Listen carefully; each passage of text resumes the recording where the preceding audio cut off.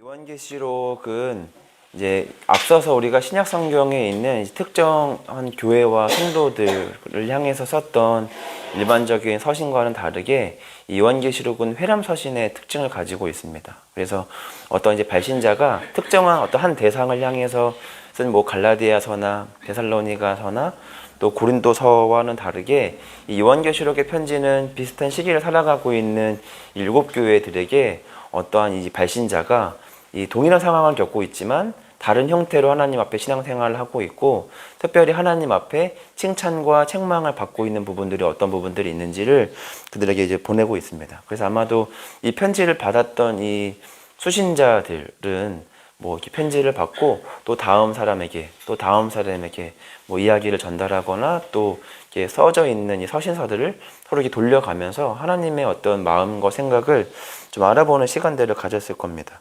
특별히 우리가 이 요한계시록의 일곱 교회들이 하나님 앞에 이렇게 칭찬도 받고 또 책망도 받는 모습들을 보면서 이 지금을 살아가는 우리 성도들에게는 어떤 교훈이 있냐면, 장차 오실 그 예수 그리스도께서 이 교회라고 하는 나에게 있어서 하나님은 어떠한 기준점들을 가지고 칭찬하시고 책망하시는가를 우리는 대략적으로 좀 예감하여 볼 수 있습니다.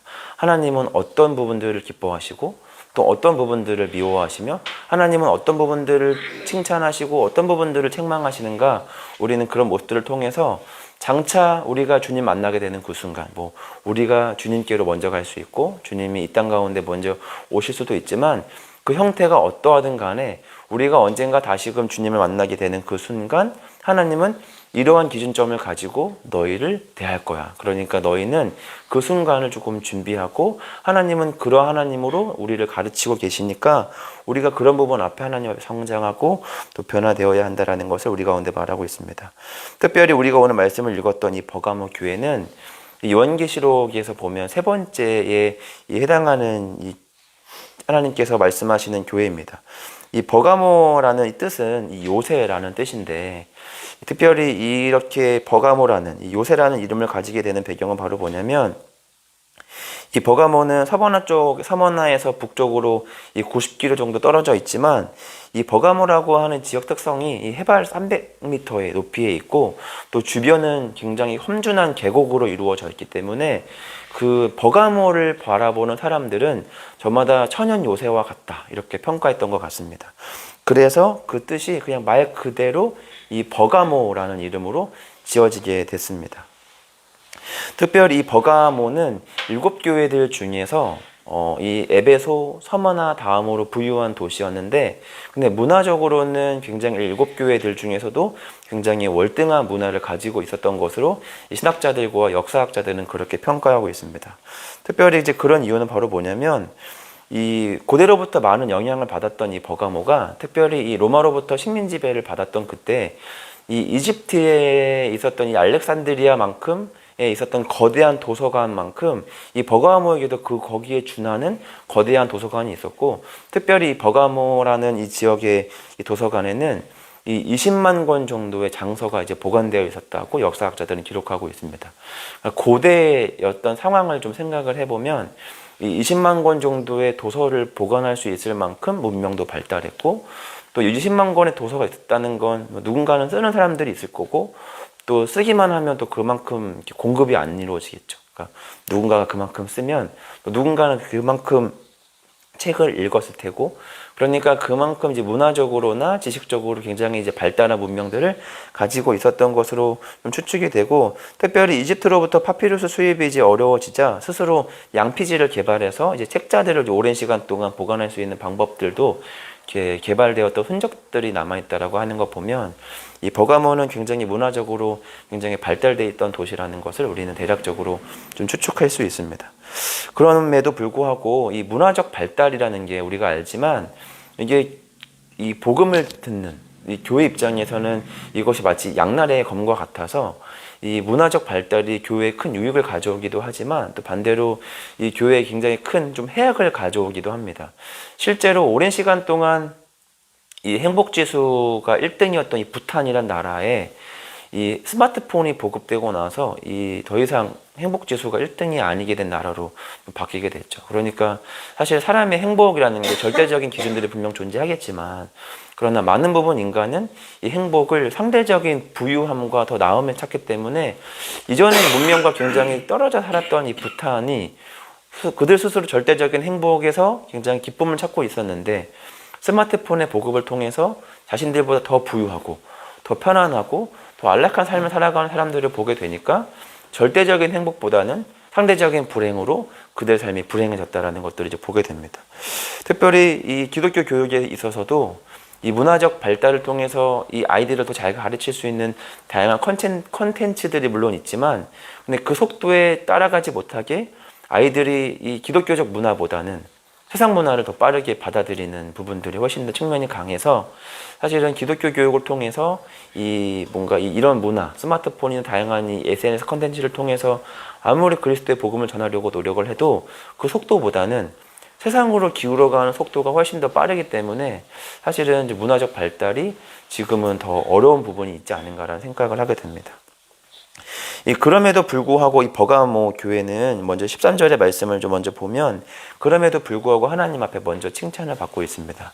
그 이유는 앞서 설명드렸던 것처럼 이 버가모라고 하는 지역의 특징이 있는데 특별히 오늘 성경은 네가 어디 사는지를 내가 아노니 거기는 사탄의 권자가 있는 데라 라고 말하고 있습니다.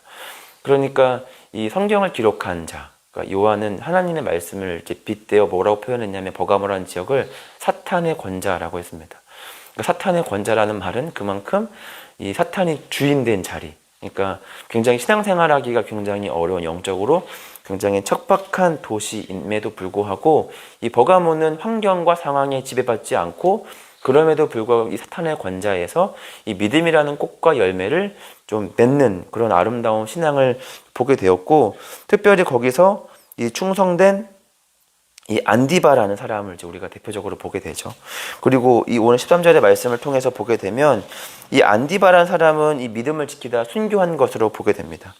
안디바가 너희 가운데 곧 사탄이 사는 곳에서 죽임을 당할 때에도 나를 믿는 믿음을 저버리지 아니하였다 라고 하는 거 보니까 이 충성된 증인 이 안디바는 사탄의 권자라고 불리는 이 버가모라는 척박한 땅에서 아마도 예수 그리스도의 복음을 끝까지 저버리지 않고 이 믿음을 지키다 순교한 것으로 보게 됩니다. 아마도 그 이유는 신앙적 박해가 아닐까라는 생각을 좀 가장 강력한 증언으로 좀 추측을 하게 되는데 이 로마는 모든 식민 지배를 할 때 모든 종교를 인정하기는 했지만 그러나 그 종교들 위에 이 로마 황제 가이사가 그들의 하나님, 그들의 신인 것도 함께 고백하게 했습니다. 그러니까 다신론을 따르는 많은 이교도들은 이것이 큰 문제가 없을 수 있을지 모르겠지만 특별히 유일신의 신앙을 가지고 있는 기독교나 유대교는 이 가이사를 그들의 신이며 우리 하나님으로 인정할 수가 없는 거죠. 그러니까 그 당시 로마가 지배하던 이 도시들에는 이렇게 로마가 쓰는 화폐가 있는데 한 면에는 이 가이사 황제와 이제 얼굴이 있고 또 반대편에는 동전에 이 몇 원짜리인지가 몇 은짜리인지가 있는데 거기는 문구가 뭐라고 되어 있냐면 이제 나의 신 가이사에게 영광을 그리고 나의 아우구스투스 그리고 그의 아들 아우구스투스에게 영광을 이란 말이 되어 있습니다. 그러니까 이제 굉장히 독실한 보수적인 신앙을 가지고 있는 사람들은 이렇게 써 있는 가이사의 얼굴과 글귀가 써져 있는 동전을 사용하지 않고 그들만의 유대교적 화폐를 따로 이제 만들어서 사용을 하기도 했습니다. 어쨌든 이 안디바는 결국 그들의 믿음을 지키다 순교를 했고 또 안디바의 죽음에도 이 버가모의 성도들은 쉽게 그들의 믿음을 저버리지 않고 안디바가 죽었지만 그들의 믿음을 실족하거나 절망하거나 도망하지 않고 여전히 안디바가 죽은 이후에도 하나님을 향한 그들의 믿음을 잘 지켰던 것으로 보입니다. 그래서 보면 인간은 주변의 어떤 상황과 환경이 많은 지배를 받기도 하지만 또 반대로 또 주변과 상황에 지배받지 않고 반드시 그들 안에 피워낼 수 있는 아름다운 믿음의 열매를 피워낼 수도 있겠구나라고 생각을 하게 됩니다. 어떤 교육을 함에 있어서 환경이라는 건 굉장히 중요하죠. 우리가 맹모 삼천지교라는 말처럼 사람이 어떤 걸 이제 배우고 듣는 데 있어서 어디서 보고 누구한테 듣고 배우냐가 물론 중요하지만 또 한편은 또 생각해 보면 우리가 하나님 안에서 올바른 믿음을 피우는 건 꼭 좋은 스승과 좋은 환경이 아니더라도 때로는 하나님 앞에 이 아름다운 믿음과 신앙을 꽃 피울 수 있다는 걸 성경은 분명히 증언하고 있습니다. 믿음이라는 건 상황에 영향을 받지만 지배받지는 않는다라는 것을 성경은 말하고 있습니다. 그렇게 해서 보면 오늘 요한계시록 2장 13절에서 이 버가모의 교회와 또 성도들 그리고 안디바가 그럴 것이고 또 구약에서 보면 또 사무엘이 또 대표적인 예가 되지 않을까라는 생각을 합니다. 사무엘은 어려서부터 엘리와 홈리와 비느하스 밑에 자랐지만 그들보다도 더 아름다운 신앙의 이 꽃을 피워냈기 때문입니다. 그러니까 엘리 밑에서 엘리가 자라야 되는데 엘리 밑에서는 사무엘이 자란 걸 생각을 해보면 꼭 내가 누구한테 배웠기 때문에 내 엄마가 누구여서 아빠가 누구여서 뭐 이 시대가 어때서 뭐 교회가 어때서 뭐 사실 그거는 하나의 이유가 될 수 있지만 절대적인 조건은 될 수 없다라는 걸 우리는 오늘 말씀을 통해서 보게 됩니다. 결국 버가모 사람들은 사탄의 권자를 끝내지 않고 그것을 천국으로 변모시켰습니다. 그러니까 때로는 우리 그런 사람들이 있는 것 같습니다. 천국이라는 공동체를 살아가도 그곳을 사탄의 권자를 변모시키는 사람들이 있고 또 반대로 오늘 이 버가모 교회처럼 사탄의 권자이지만 이곳을 천국으로 변모시키는 사람들이 있습니다. 저와 여러분들은 어떤 사람들인가 한번 오늘 말씀을 통해서 한번 돌아봤으면 좋겠습니다. 내가 가는 공동체에서 나는 지금 어떻게 이 공동체를 변화시키고 있는가, 천국으로 만들어가고 있는가, 사탄의 권자로 만들어가고 있는가 다시 한번 돌아봤으면 좋겠습니다. 오늘 이 하나님께서는 이 버가모라는 지역이 얼마나 신앙생활을 하기 어려운가 충분히 짐작하고 계시고 그럼에도 불구하고 신앙생활을 하고 있는 이 안디바와 버가모 교회를 굉장히 칭찬합니다. 이 시대 또한 그렇지 않을까라 생각을 합니다. 이 시대도 뭐 그때가 더 어려웠냐 지금이 더 어려웠냐 그것은 좀 무의미한 생각인 것 같고 지금도 어떤 부분에서는 분명 신앙생활하기가 참으로 어려운 시대를 살아가고 있습니다. 그런 상황 속에서 거룩한 하나님의 예배 자리를 지키고 기도와 말씀의 자리로 나아가 내 신앙을 저버리지 않고 내 안에 피워진 아름다운 신앙의 이 꽃이 열매를 맺기까지 열심히 수고하는 우리의 모든 수고를 하나님께서는 반드시 기뻐하실 겁니다. 그런데 이상하게도 죽음도 갈라놓지 못했던 죽음도 흔들어 놓지 못했던 이 버가모 교회가 하나님께 책망을 받는데 바로 그게 뭐냐면 이 14절과 15절에 이 발람의 교훈, 니골라당의 교훈을 따르고 있는 것들입니다. 독특한 건 뭐냐면 죽음은 인간이 생각할 수 있는 최악의 비극적인 어떤 하나의 이 무형적 결말일 수도 있죠.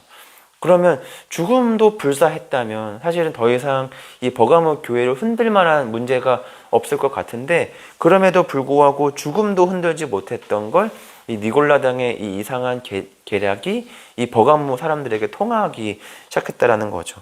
오늘 본문은 니골라당의 이 계획과 니골라당의 교훈과 발람의 교훈을 같은 것으로 보고 있는데 이 발람의 교훈은 이 구약에서 이 발람의 계략에 빠져서 이 우상숭배에 빠졌던 이스라엘 백성들에 대한 예화로 이 니골라당의 예와 동일하게 말하고 있습니다. 이 구약에서 이 발람의 이 계략에 빠져서 우상숭배를 했던 이 이스라엘 사람들의 가장 큰 패착은 의도가 아니라 몰라서 지은 죄입니다. 그러니까 우리가 생각할 때 몰라서 지은 죄를 어떻게 하나님은 야박하게 그걸 죄라고 하실 수 있는가라고 하지만 물론 죄로 치면 알고도 지은 죄보단 모르고 지은 죄가 조금 더 가벼울 수는 있지만 그러나 모르고 지은 죄도 죄라고 할 수 있습니다. 우리가 대한민국 헌법에서도 우리가 어떤 잘못을 저지르면 죄를 지으면 우리가 몰랐다 하더라도 그것은 일정 부분 죄가 됩니다. 물론 거기에 뭐 의도했냐, 뭐 술에 취했냐 다양한 헌법적 기준들이 있겠지만 어쨌든 알지 못하고 지은 죄도 죄가 됩니다. 우리는 때때로 우리가 저 모르고 그랬다. 잘 모르고 그랬다라고 말하지만 성경에서는 그 무지도 분명히 죄의 한 부분이라고 우리 가운데 말하고 있습니다.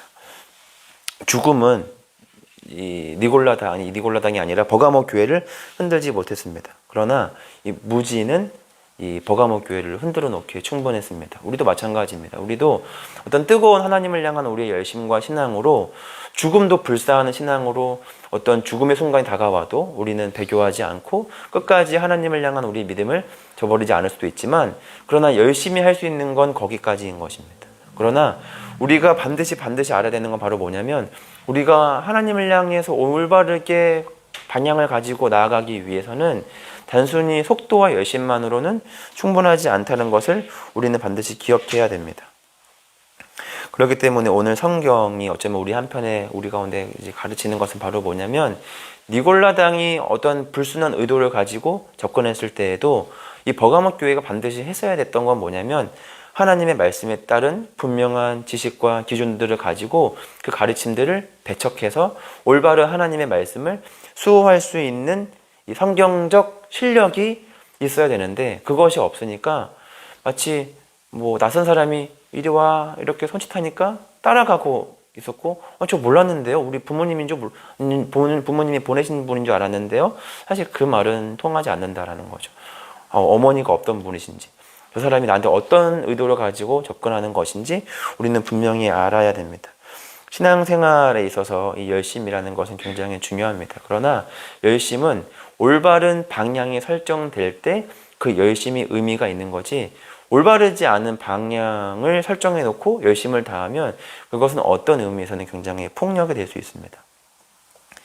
이 신약시대에서 가장 많은 성경을 썼던 이 사도 바울도 그가 예수 그리스도라고 하는 올바른 방향을 설정하기 전 그의 모든 열심은 모든 교회와 하나님을 핍박하는 열심이었습니다. 그러니까 우리도 하나님이라고 하는 분명한 올바른 방향을 설정하지 않은 우리의 모든 열심은 좀 엉뚱한 데로 가고 있을지도 모른다라고 하는 겁니다. 그러니까 우리가 우리에게 주어진 삶 속에서 반드시 뭐 하기에 힘써야 되냐면 더욱더 배우기에 힘써야 됩니다. 그러니까 어떻게 해서든지 하나님 말씀 배우려고, 틈만 나면 읽으려고, 틈만 나면 배우려고, 틈만 나면 하나님이 어떠한 생각을 가지고 이 시대와 이 교회와 나를 바라보고 계시는지 우리는 알기에 힘써야 된다라고 하는 겁니다. 말씀을 좀 정리하려고 합니다.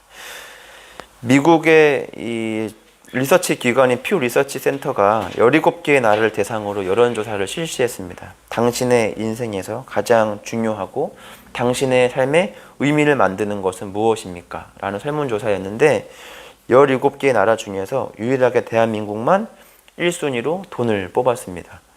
14개의 나라가 가족으로 뽑았고, 대만과 스페인만 유일하게 이 대만은 건강, 또 스페인은 스페인은 건강, 대만은 사회적 안정을 뽑았고, 한국만 유일하게 돈으로 했습니다. 뭐 이것을 무작정 비판하기 전에 그저 이것에 대한 사회적 현상을 좀 우리 스스로에게 던져보면, 우리는 지금 이 시대와 이 대한민국 살아가고 있는 한 사람으로서 지금 이 시대와 이 대한민국은 돈을 1등으로 뽑고 있는 나라이고 지금의 시대입니다.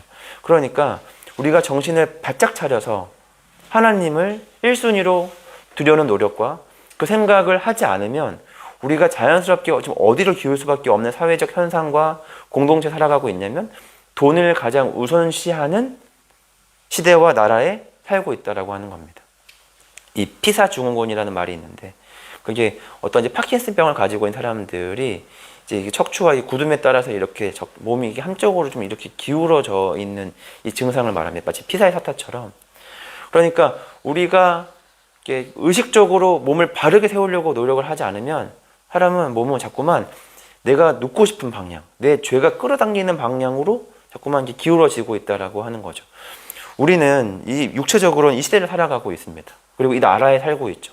그러니까 우리가 아무리 하나님 앞에 살아가려는 특별한 노력과 수고를 하지 않으면 우리도 우리 마음과 생각이 어느 기준점으로 자꾸 기울게 되냐면 돈이 가장 중요해. 돈 없으면 안 돼. 돈이 가장 중요해. 그러니까 돈을 위해 살아. 라고 하는 그 가르침으로밖에 기울 수가 없다라고 하는 거죠. 저도 친구들 만나고 누구를 만나면 꼭 빠지지 않고 등장하는 주제가 바로 뭐냐면 돈입니다. 그러니까 제가 그것을 이렇게 눈 감으면 안 보이잖아요. 근데 귀는 아무리 막아도 들립니다. 뒤에서 말하는 소리도 들리고 옆에서 말하는 소리가 들리니까 아무리 가려서 들으려고 해도 듣는 건 어찌가 할 수가 없습니다. 그렇게 들어버린 그 말을 통해서 제 마음엔 저도 모르게 불안감이, 주식을 해서 얼마를 벌었다 그러면 와, 주식 좋네.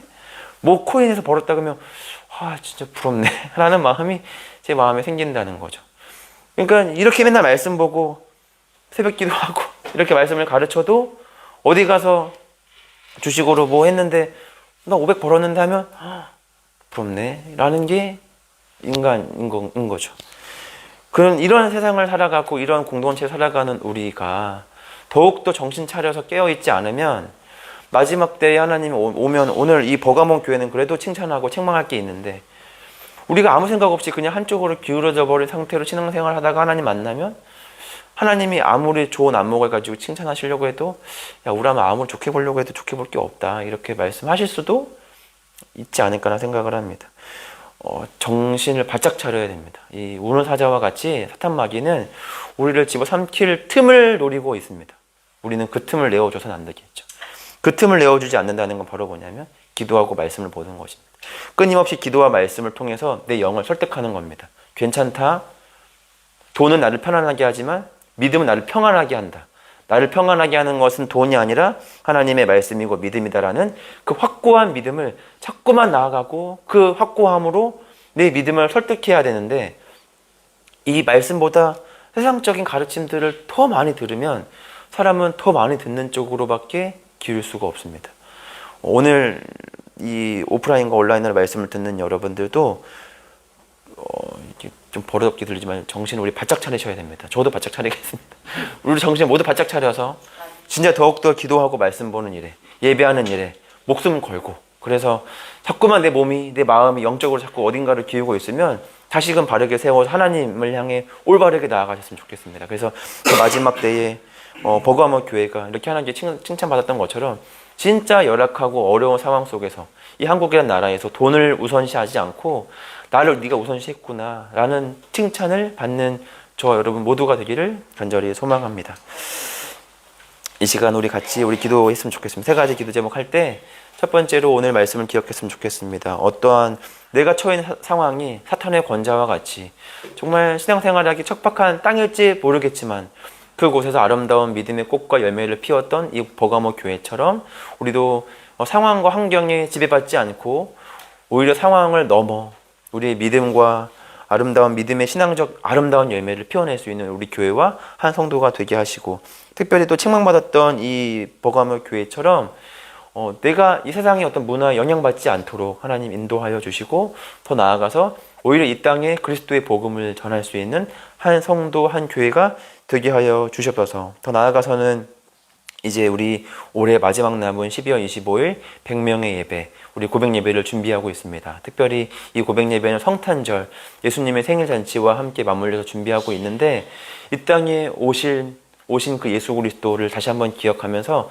다시 한번 그 대림의 그 감격과 은혜와 또 의미를 다시 한번 좀 생각해서 다시금 하나님이 가장 기뻐하실 만한 선물이 무엇인가, 그것은 나와 함께 나오는 내 이웃이 아닐까 생각을 하게 됩니다. 우리 그 12월 25일 고백 예배를 위해서 잠들어 있는, 전도의 마음이 죽어버린, 신앙이 죽어버린 우리의 마음이 다시 한번 살아나게 하여 주시고, 전도의 불꽃이, 예배의 불꽃이, 또 기도와 말씀을 향한 우리 신앙의 불꽃이 다시 한번 주 앞에 살아나게 하여 주셔서 12월 25일 우리 100명의 예배자들과 함께 주님을 그렇게 아름답게 예배할 수 있는 우리 순간이 되게 달라고 함께 우리 기도했으면 좋겠습니다. 우리 같이 우리 주기도문 하시고 함께 나눈 기도 제목 가지고 기도하도록 하겠습니다.